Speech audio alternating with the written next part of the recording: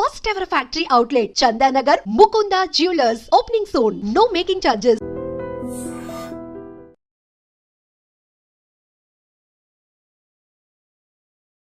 ముఖ్యమంత్రి గారు జనవరి 26 తారీఖున ఇవాళ రైతు ఫోన్లల్లా టకీ టకీ టకీ అని మోగుతుంది.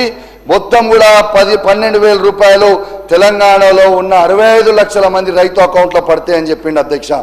మళ్ళీ ఏమైందో ఏందో తెలియదు అధ్యక్ష. కానీ మరి జనవరి 26 అయిపోయిన తర్వాత ఇవాళ మార్చు 21 22 వచ్చినాం. ఇవాళ ఒక్కరికి కూడా పడలేదు నా నియోజకవర్గంలో పూర్తిగా అని చెప్తా ఉన్నాను. మళ్ళా ముఖ్యమంత్రి గారు చెప్పారు అధ్యక్ష, మార్చి 31 రోజు లోపల చేస్తా అన్నారు. కానీ ముఖ్యమంత్రి గారు ఏ సంవత్సరం అని చెప్పలే కదా, 2025 అన్నారా 2026 అన్నారా తెలియదు. కాబట్టి ఇవాళ దయచేసి ముఖ్యమంత్రి గారిని నా చేతులు జోడించి మరీ కోరుతా ఉన్నా, రైతులందరూ కూడా పెట్టుబడి కోసము ఎదురు చూస్తూ ఉన్నారు. దయచేసి వాళ్ళకి 15,000 రైతు భరోసా మీరు వెయ్యండి. దీంట్లో రాజకీయం వద్దు, నేను రాజకీయంతోనే మాట్లాడుతున్నాను అధ్యక్ష. వాస్తవంగా చెప్తా ఉన్నా, రైతుల ఆవేదన రైతుల బాధనే నేను కేవలం చెప్తున్నా తప్పితే ఇలా ఎటువంటి రాజకీయం చేస్తలేను. రేపు వెయ్యకపోతే మాత్రం రాబోయే కాలంలో మీకే నష్టమవుతుంది. మీరేదో లొలిపెట్టాలని లొలిపెట్టి పెడితే మాత్రం తప్పకుండా మీకే నష్టమవుతుంది. కాబట్టి ప్రతి రైతు గురించి మీరు ఆలోచన చేయండి.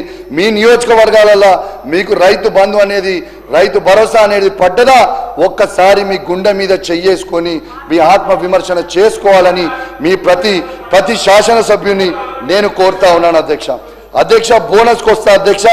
పంట బోనస్ పెద్ద బోగస్ అయిపోయింది అధ్యక్ష. వీళ్ళ మేనిఫెస్టోలో వీళ్ళ మేనిఫెస్టోలో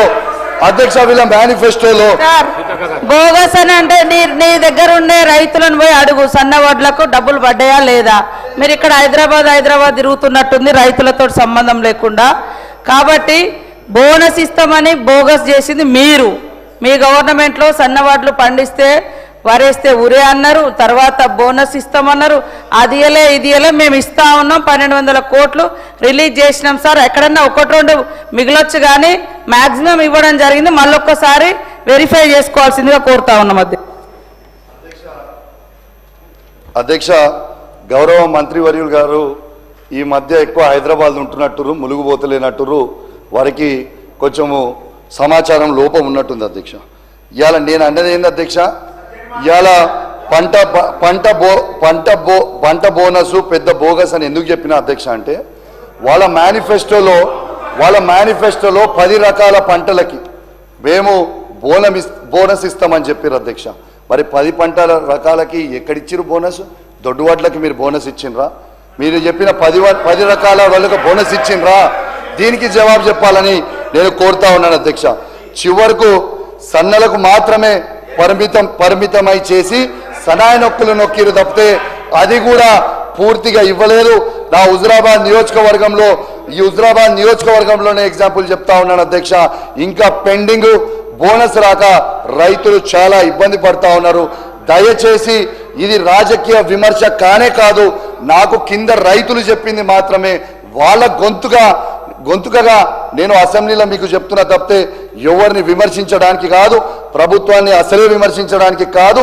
నేను కేవలం ఏమైనా ఉంటే గిట్లా మీరు సరి చేసుకోండి అని మీ మంచికే చెప్తున్నా తప్పితే నేను మిమ్మల్ని విమర్శించడానికి కాదు అని చెప్పి సందర్భంగా తెలియజేస్తా ఉన్నాను అధ్యక్ష.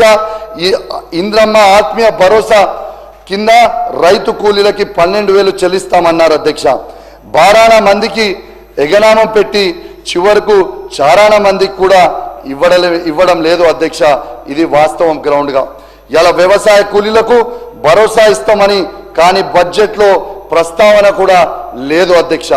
పంట బీమా అన్నారు, 15 నెలలు పంట బీమాలో లేక రైతన్నలకు ధీమా కరువైందని చెప్పక తప్పదు అధ్యక్ష. మొత్తంగా రైతన్నల విషయంలో ముందు దగా వెనుక దగా కుడి దగా ఎడమ దగా అన్నట్లు కాంగ్రెస్ తీరు. రైతులందరికీ రుణమాఫీ బోగస్, అన్ని పంటలకు బోనస్ బోగస్, పంటల బీమా బోగస్, రైతుల భరోసా ఎకరానికి ఏటా 15,000 బోగస్. అడుగడుగున మోసం చేసిన కాంగ్రెస్ రైతు వ్యతిరేక ప్రభుత్వం అనిపించుకుంటా ఉన్నారు అధ్యక్ష. ఎన్నికల ముందు అరిచేతిలో వైకుంఠం చూపించి అధికారం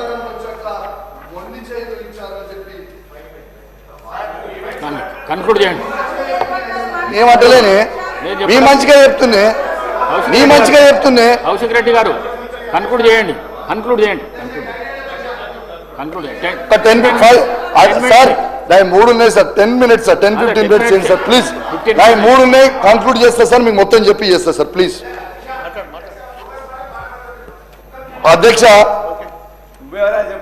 అధ్యక్ష, దేశానికి అన్నం పెట్టే రైతన్నకు సున్నం పెట్టిన దౌర్భాగ్యమైన చరిత్ర ఈ కాంగ్రెస్ ప్రభుత్వాన్ని రేవంత్ రెడ్డి గారిదని చెప్పక తప్పదు అధ్యక్ష అని చెప్పి సందర్భంగా